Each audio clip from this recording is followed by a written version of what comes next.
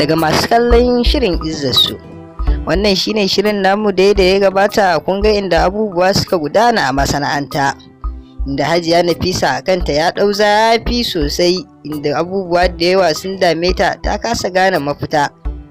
A ganinta lalliya kawai za ta yi wa Umar Hashim domin samun nasara a rayuwarta, wanda hakan kuma baya ne ga ita kanta da duk wani ma da yake binta a cikin masana'antar, inda kowa yake kuka da ganin abubuwan da take bai dace ba, inda magoya bayan nata ma sun fara yankan mata baya. Shi kuma Umar Hashim abun yana bashi takaici, inda har yake sa shi yake kuka, inda kuma yana ganin cewa bai kamata a ce musulma kuma ya ta masu kuɗi tana irin wannan abun ba, da bai kamata ba. Wannan dai shine a takaice abubuwan da za mu yi inkari a kan shi a cikin wannan shirin namu na satin nan. Ku biyo mu domin jin takaitaccen labarin da kuma abubuwan da suke gudana a cikin shirinmu na izzarsu.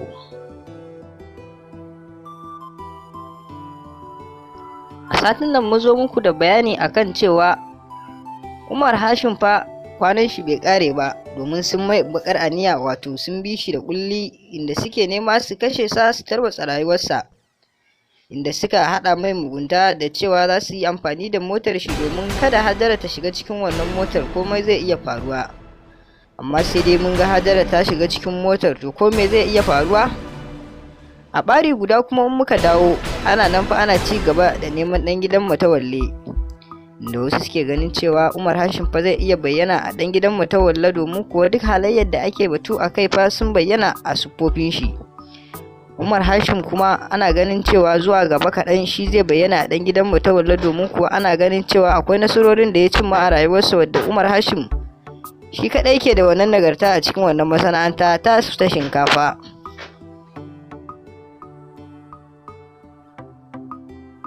Wasu kuma suna ganin cewa barin Umar Hashim wannan ma'aikata shine kadai zai iya ba su damar cin karensu ba babbaka, domin kuwa shi fa sun san mutum ne mai gaskiya da riƙon amana, wanda wannan shine dalilin da yasa suke kyamarsa kuma suke mai hassada, domin kuwa suna ganin zai iya zama wani a nan gaba. Ita kuma Hajiya Nafisa mun san tsamarsu da ita ba wai akan gaskiyar shi bane, sai rashin bata girma da yake kin yi. Ko da zuwan shi ma'aikata na farko, idan za ku duba ana ta risina mata, ana bata girma, amma shi ko da ya zo bai bata wannan girman ba. Ita kuma tun daga nan ta ga bai kamata a ce ɗan talaka wanda yake aiki a ƙarƙashin kamfanin su a ce bai bata girma, a shaida ma akwai wanda yake ganin ta ba ita bace. Ku dai biyo mu domin jin cikakken labarin.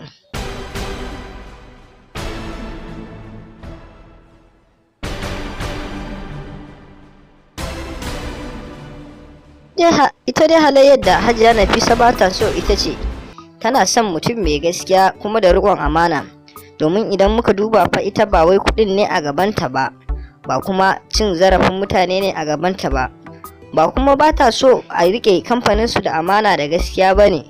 Ita dai kawai izzarta da ake taɓawa, wannan shine abin da yake jawowa take jin bata kai bane har yanzu. Domin fa ka san duk mace idan Allah ya ba su kuɗi da dukiya, suna jin cewa ya kamata a ce komai na rayuwa sun samu, wanda kuma kashi dai ba su san ba haka bane, ko wanda mutum yana so a girmama shi ko da ko bai da ko sisi. Idan muka duba za mu ga cewa shi fa Umar Hashim ba ruwansa da cewa wai kana da kuɗi ko ba kada, idan girma ya kama ya baka, to fa zai baka wannan girman naka. Inda a cikin shi ne suka shigo da wani tsarin shiri daga kallon masu izzar so, da suke jin tsokacin mutane akan abubuwan da suke a cikin shirin izzar so, sai dai kuma suna samun goyon baya da girmamawa da kuma jin abubuwan da suke faruwa a bayan idonsu, domin kuwa mutane suna ganin cewa fim din izzar so ya zo da salon da babu irinsa a cikin shirin na Kannywood, domin kuwa shiri ne wanda yake nuna tarbiyya da kuma nuna cewa ka riƙa gaskiya a duk halin da kake, domin mai gaskiya fa shine akan gaba kuma shi yake cimma burika masu ma'ana a rayuwarsa. Ita dai Hajiya Nafisa matsalar da ta samu a cikin wannan shiri shine tana da magoya baya wanda ba domin Allah da Annabi suke tare da ita ba, sai dai su masu cimma burinsu ne, inda suke tunzura ta akan abubuwa daban-daban. Idan muka dawo kuma rigimar cikin gida, za mu ga cewa akwai fa Hajara, ita ma ta bayyana 'yar gidan Matawalle, ga kuma matar Matawalle ita ma da manufarta daban, ga kuma tsohuwar matar Matawalle ita ma ta bayyana, Ku biyo mu domin jin me yake wakana shi kuma a ɓarin cikin gida.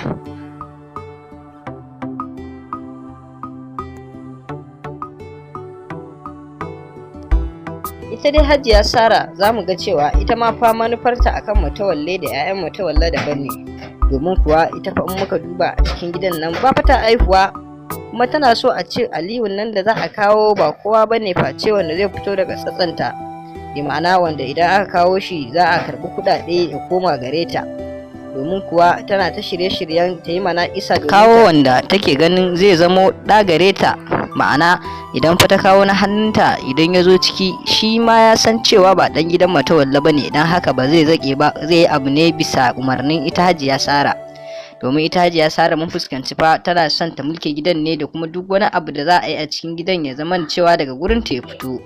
Idan muka duba fa a baya ta yi wasa da tunanin ita Hajiya Nafisa, domin Hajiya Nafisa ita ce ta karo ta farko da ta fi mata wasa da hankali, tana ta jujjuya ta, tana ta maida mata ita tunaninta na yara. Kwatsam ana tsaka da haka ne sai ita ma ta gane cewa ashe Hajiya Sara manufarta daban ne a cikin fim ɗin Izzat So.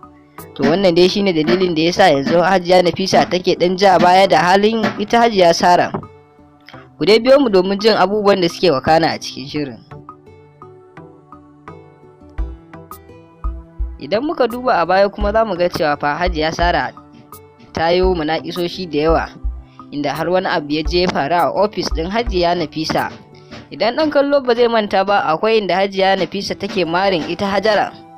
Wannan marin ya ba ta mamaki, inda kuma ita da taga ta mare ta taga ai ba za ta iya jurewa ba, fuska ba ta fi fuska ba, kuma kowa ya ga dama ya dama. A nan ne fa Hajara ita ma ta fusata, ranta ya ɓaci, kwatsam sai ta kai hannu ta yi wannan marin ita ma ta bari Hajiya Nafisa.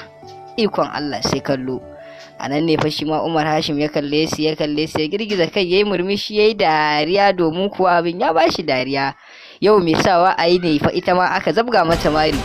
Sai dai abin mamakin a gurin ba idan mutane da yawa, ta inda abin da ya sa kowa ya tika shi da ƙasa, domin da a ce ma'aikatan nan suna wannan wuri me ake tunanin zai faru, domin fa an san Hajiya Nafisa za ta iya yin komai domin ciwa Hajara mutunci fiye da komai a rayuwarta. Domin mutumin da baka bashi girma ba ma yake ganin zafi ballantana har ka sa hannu kamare shi. A gefe guda kuma fa akwai wata cakwakiya mai wuta tana hawa tana sauka, domin kuwa Hajiya Nafisa fa ta ba wa tsohon manaja naira miliyan 5 domin aiwatar da wani aiki. Aikin nan ko ba komai bane face ganin bayan Umar Hashim ta hanyar haɗa mai hatsarin ƙarya a motarsa. Sai dai kuma fa in ban manta ba, Hajara tana shiga motarsa domin sauke ta a gida. To me kuke tunanin zai faru? Sai kuma wani alwashi da ya yi shi tsohon manaja kan cewa idan fa har bai ga wannan ya aikata wannan aiki ba, to ya ɗauki alwashin cewa zai fa iya aje aikinsa, domin kora ita ta cancanta da shi in dai har bai yi wa wannan Umar Hashim wannan abu ba. To yanzu idan abun bai faru ba, kuna ganin cewa Hajiya Nafisa za ta haƙura ne, ko kuma dai za ta kori tsohon manaja a yi famfamfam ya bar ma'aikatar? Domin fa shi ma yana ba da gudunmawa da yawa wajen haɗa manaƙisoshi daban-daban, domin ita Hajiya Nafisa ta zama Jani Talau, domin ma'aikatan ma da wannan suna suke kiranta.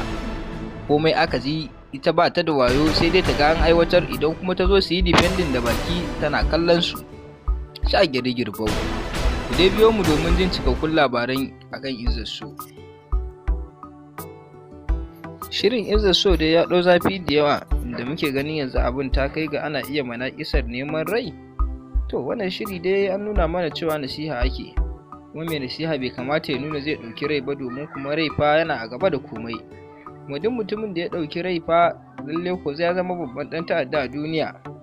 To wannan dai abu dai yana dai faruwa a cikin shirinmu na Izzat So mai firin jini.